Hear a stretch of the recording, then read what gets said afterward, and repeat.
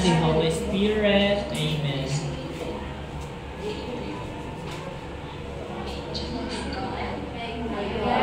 Dear, who is love, makes me near. Ever stay, be at my side, to light and guard, to rule and guide. Amen. In the name of the Father, the Son, the Holy Spirit. Amen. Once again, magandang hapon mga bata. Magandang hapon po, mga guro.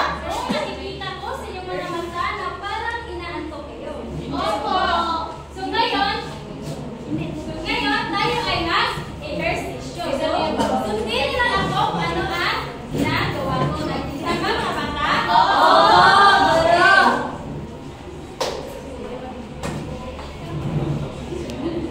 Gusto namin na sumayaw at kakanta ang lahat.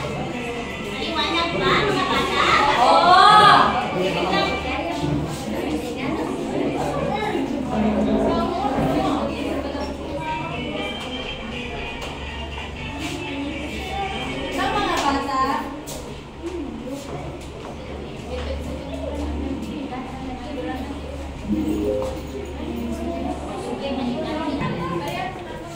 Okay, sasayaw ang lahat ha.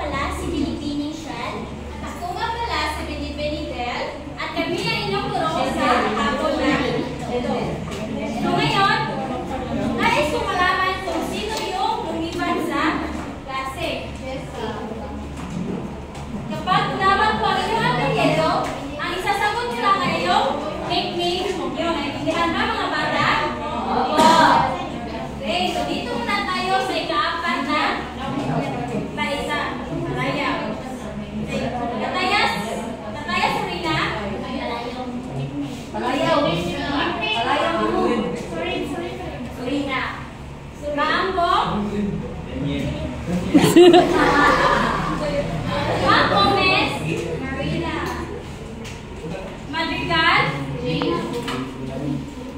Mariposque, Bell, Martin, Wilgar, Bree, Milan,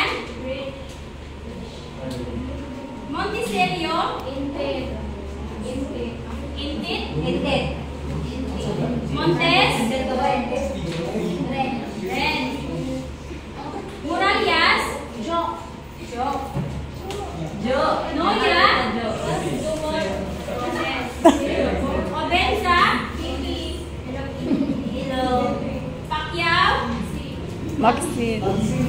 Padilla. Pantilag. Doy. Doy. At dito naman tayo sa ikalimang baliktad. So, Pantuhan. Diudos. Mariano. Toledo. Provida. Isimso. Puente Negra. Pulgadre. Rapos.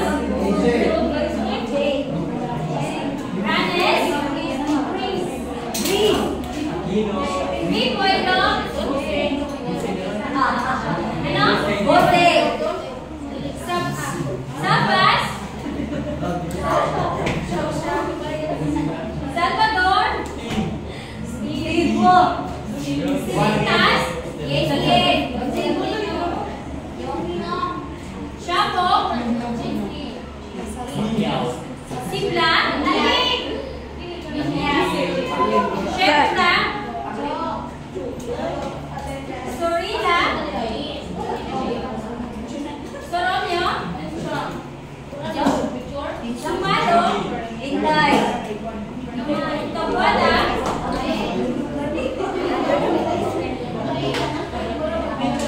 Pamit. Tim. Sabalan.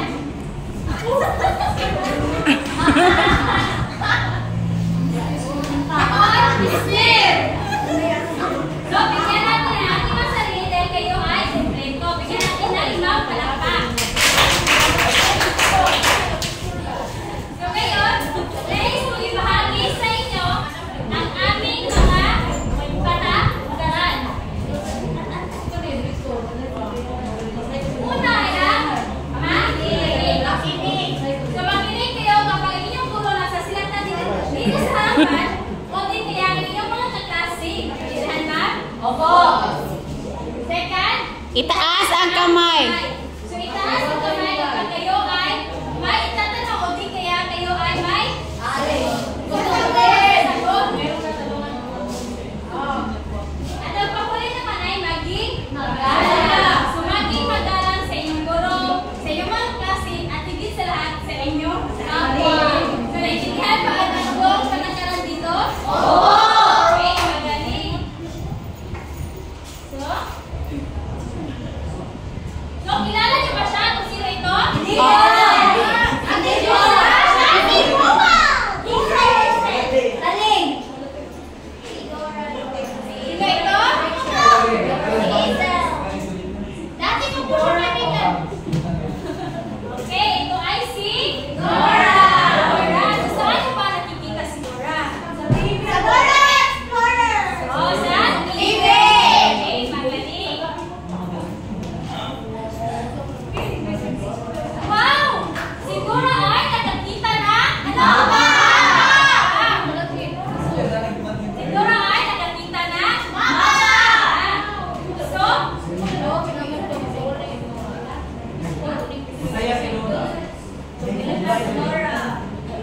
So, ang mapa ay may anim na istasyon.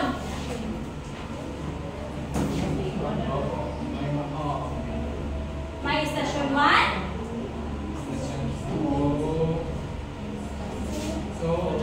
may istasyon 2,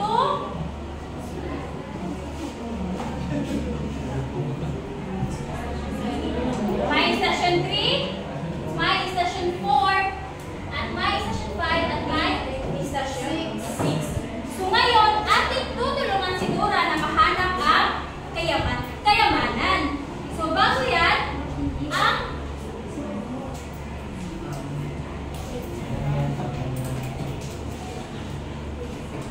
ating tutulungan si Dora na mahanap ang kayamanan. So bago natin tulungan si Dora, so ang laro na ito ay pinamagatang ang mga hiwagang salita ni Dora. So may makikita kayo envelope na may marka sa iba't ibang istasyon sa mga mapa ni Dora.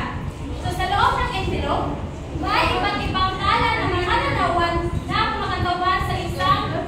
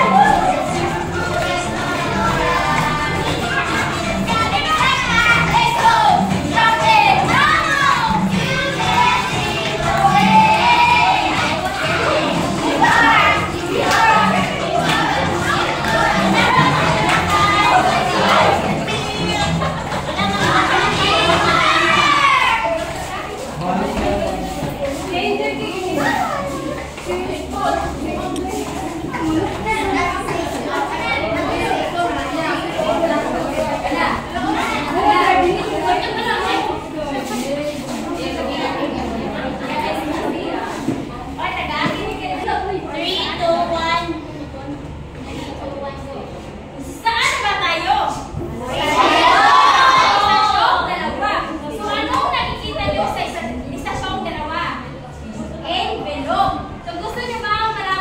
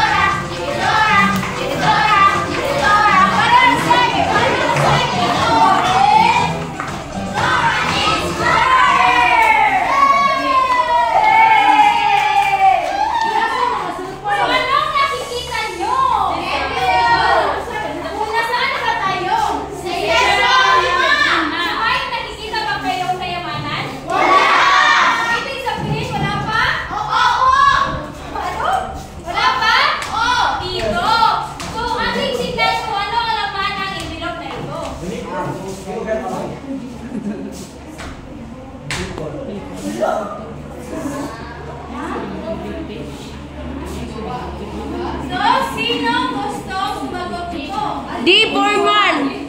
Yes, Adeline? Deep formal. Deep formal? Tama ba, Dora?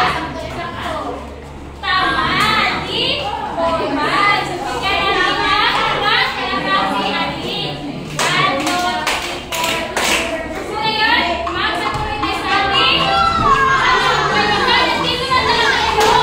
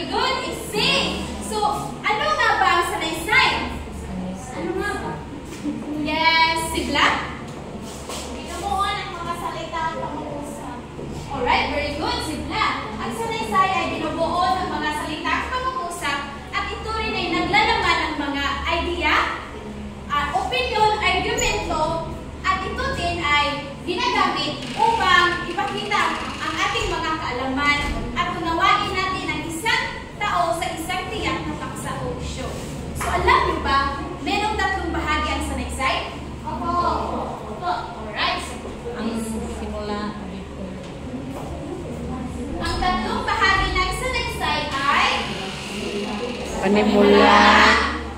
Gitna. Gitna, wakas. Gitna at wakas.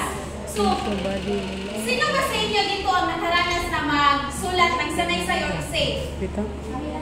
O, kayong lahat. So, meron ako halimbawa ng sanaysay dito.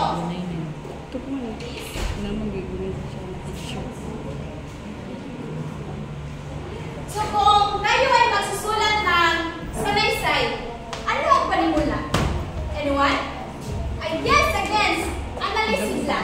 Ano ba makilala sa alright, very good. Analysis lang. So, ang panimula, ito ay pangunahing idea. Ito ay pangunahing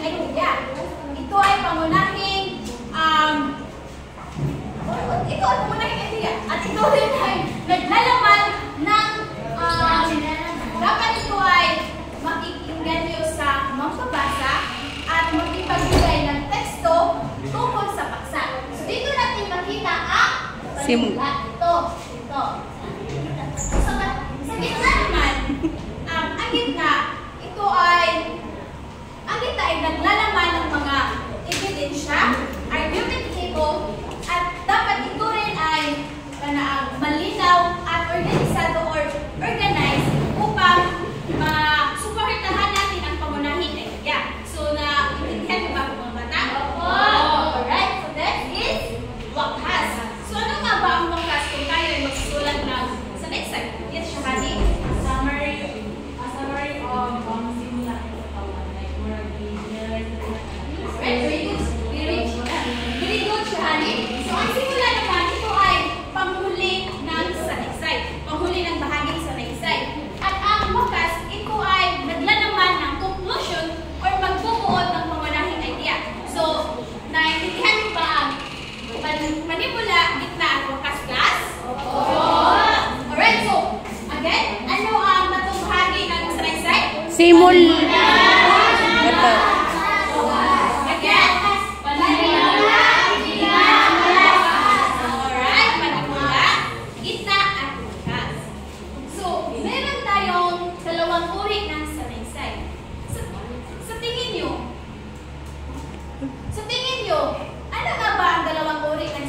Di formal o formal? Alright, very good. Formal at di formal. So, ano nga ba ang kaibahan ng formal na sanaysay at di formal? Meron. Alright, so hindi nyo ang alam. So, ang formal na sanaysay, ito ay seryosong paksa. Yes, ito ay seryosong paksa.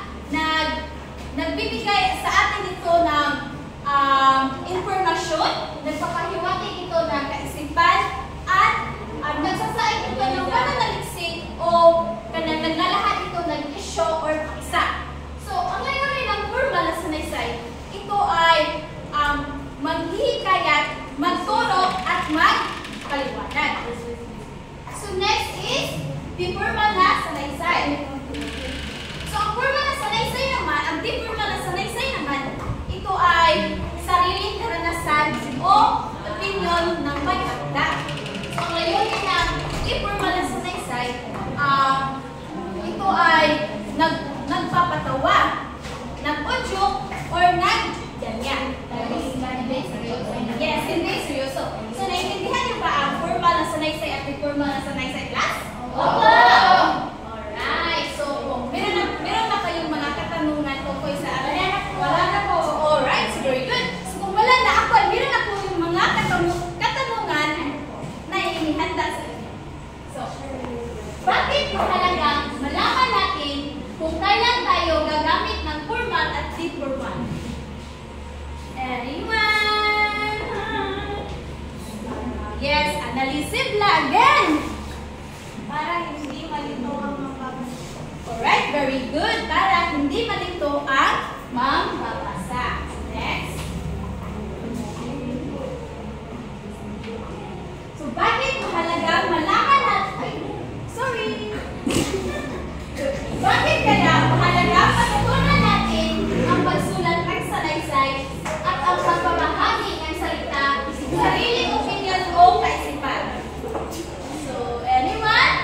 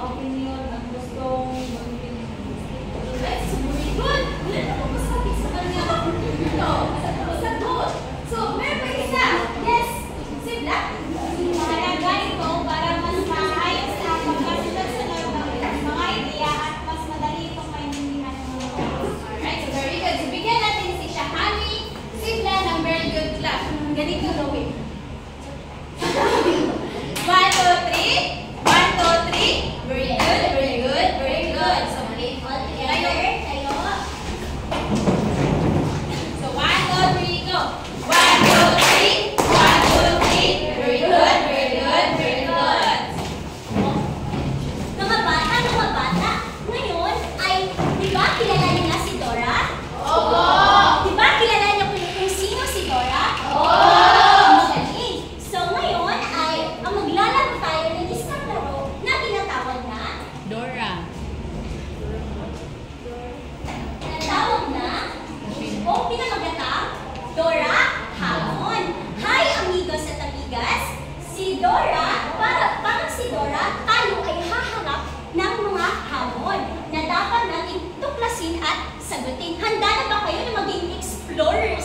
Explorers kasama ako? Oo! Handa na ba kayo na maging explorers kasama ako? Oo! Magaling! Ngayong araw na ito, bago dumating ang Mayo 1 na pinagdiriwang natin ang Labor Day or Araw ng Paggawa, bibigyan ko kayo ng clue cards o mahiwagang cards.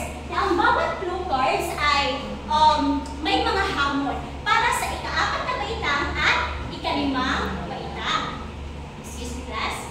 So, para sa ika-4 na baitang, makinig, ang ika-4 na baitang, ang bawat clue card ay naglalaman o nagpapakita ng sitwasyon tungkol sa iba't ibang uri ng trabaho. Ang hamon nyo lang ay tutukuyin nyo kung ang pananalita na gagamitin noon ay formal at informal na pananalita. Maliwanag ba, grade 4? Oo!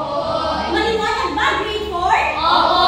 At sa ika-5 baitang, ang bawat clue card ay, or mahiwagang card, ay naglalaman or may bahagi ng isang salaysay. So, sasagutin nyo lamang kung ito ay simula, gitna ba, or wakas. At ang hamon nyo ay pipiliin nyo ang pinakaangkop na pangungusap o idea o magbibigay kayo ng kahit isang pangungusap para mabuo ang isang bahagi ng salaysay. Naiintindihan ba mga bata? Oo! Naiintindihan ba? Oo! Eh kung ganon, mga batang explorers, tayo ay maglalakbay para sa mga hamon ni Dora. Kaya tayo tumayo lahat.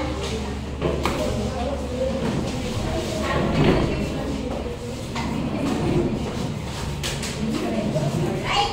So, hindi ipapalabas o ipapakita ni Dora ang mga clue cards kung hindi tayo sasayaw at kakanta. So, dapat, ang sabi ni Dora sa akin, dapat lahat ay kakanta at sasayaw. So, susundin niyo lang ako kung ano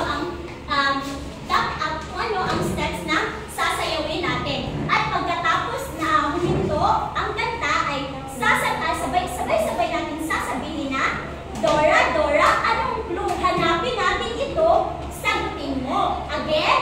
Dora, Dora, anong clue? Hanapin natin ito, sasagutin mo. Again, practice. Dora, Dora, Dora, anong clue? Hanapin natin ito, sasagutin mo. Sagutin mo. So, ipaalala ko lang sa inyo na sa susunod na clue card number 2, 3, 4, and 5 ay hindi na ako magpapaalala or hindi na ako magsasabi na tatayo at sasayaw. Aalamin nyo kung tutunog na ang musika, dapat kayo na ang bahala na tumayo at sasayaw. Dahil hindi ilalabas o ipapakita ni Dora ang clue card kung hindi kayo sasayaw at kakanta. Naintindihan ba? Oo! Alright. So, music, maestro.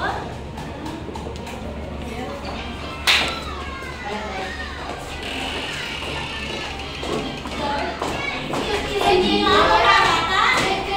Dora! Dora! Dora, Dora, Dora, it's Dora!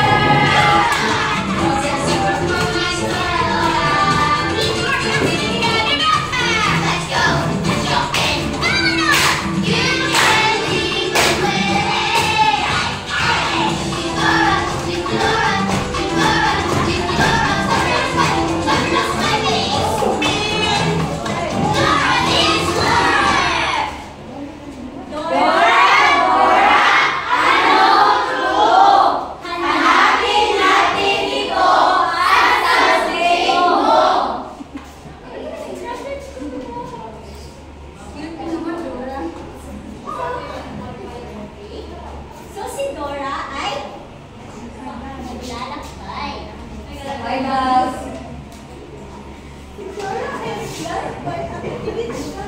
Right. So, ito na kayo po. Salamat mga Kadora. Ang clue card number 1 ng grade 4 explorers. Tingnan nyo ang larawan. Ano ang nakikita nyo? Grade 4? Forma. Yes? Formal. Formal? Ito ba ay formal? Babalikan natin kung tama ba si Brianna. Sino pa? Yung part number, anong nakikita nyo sa larawan? Guro ang estudyante. Guro at estudyante, tama. Ito ay ang guro at estudyante na base sa larawan ay magbibigay ako ng sitwasyon at aalamin nyo lamang kung ang gagamitin sa sitwasyong iyon ay formal ba o di formal na pananalita. So, ang sitwasyon base sa larawan ay humihingi ka ng pahintulot sa iyong guro na lumiban sa klase. So ganitong sitwasyon, ano ang gagamitin mo na pananalita? Formal ba o di formal? Yes, Maxine? Di formal. Bakit masabi mo hindi formal? Kasi,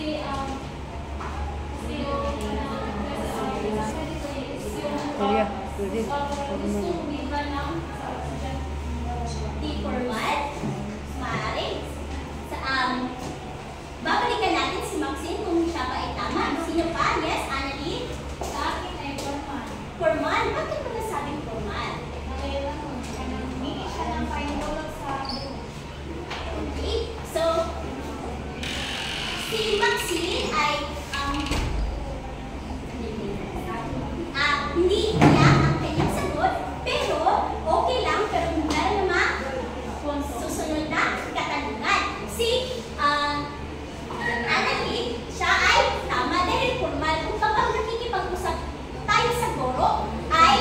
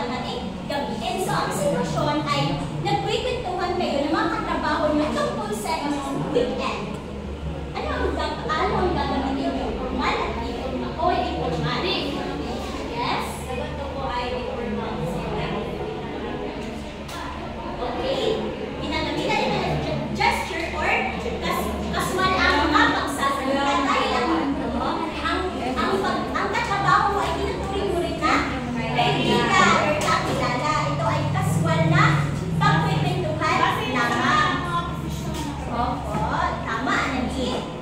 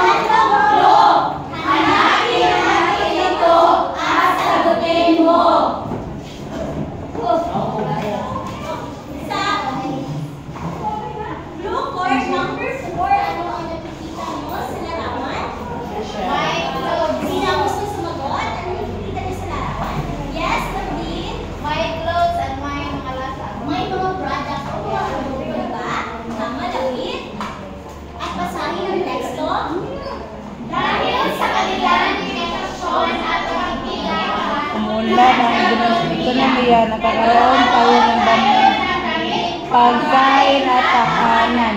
Ang kanilang sipag ay nagbubunga ng kaunlaran at sa pagdiriwang ng araw ng paggawa. Na anong bahagi ng salaysay ito?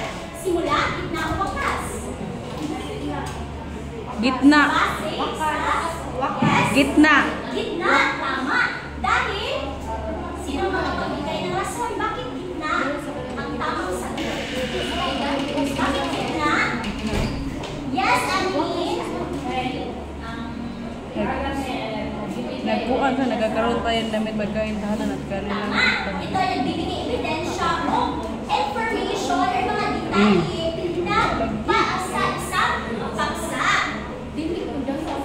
At wait. So, ano ang ikalimang baita? Bigyan niyo nga ako ng isang pangungusap na idudugtong sa talatang ito. Kanilang sipag sa pagkain. Isang pangungusap. Yes, Annalyn? Inabot. Kaya,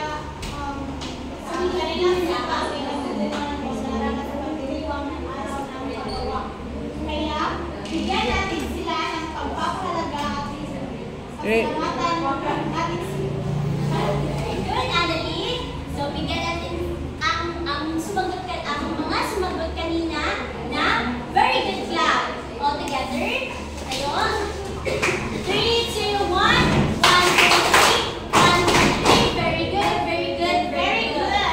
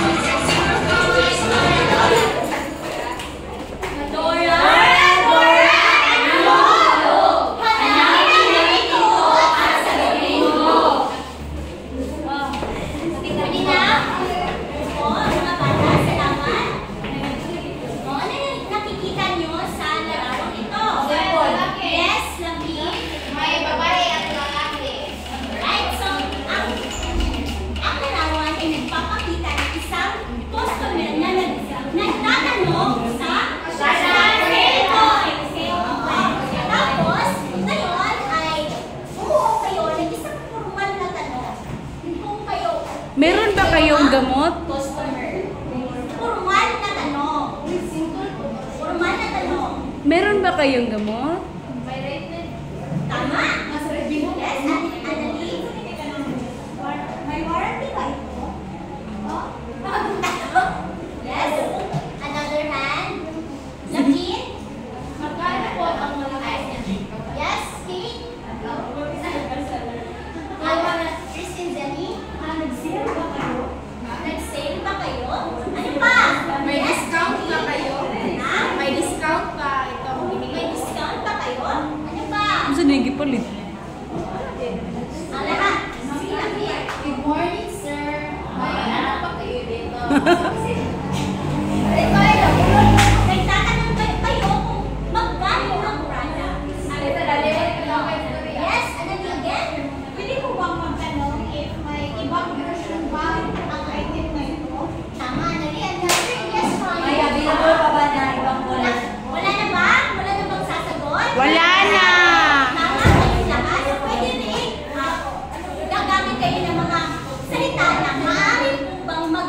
magtanong o pwede po bang magtanong?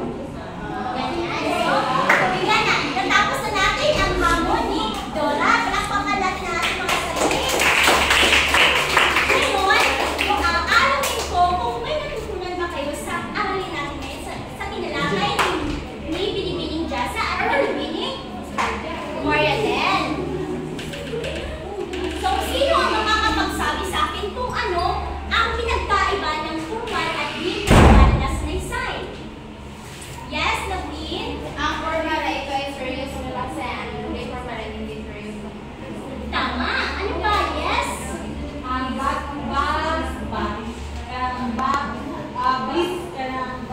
Basta nasabi kanina ang formal na sanaysay at ang kaibahan ng formal na sanaysay at di formal na sanaysay. Ang formal na sanaysay, ito yung mga informational or mga nabibigay or persuasive na essay, samantalang ang di formal na sanaysay, ito yung mga base sa opinion, experiences.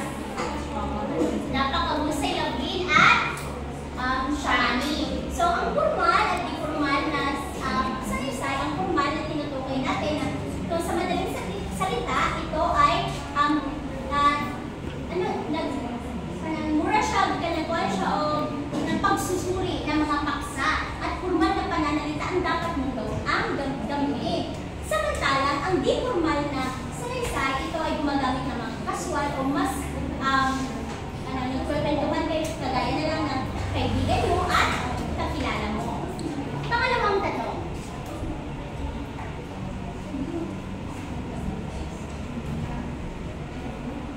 Ano ang pangunahing konsepto ng sanaysay at mga bahagi nito? Ano nga ba ang sanaysay? Sino ba ang makakapagsabi sa akin? Sino? Yes, Maria Sean? Gusto mo malaman kung ano yung opinion mo o idea o natutunan mo kung ano nga ba ang sanaysay at mga bahagi nito? Yes, Sean?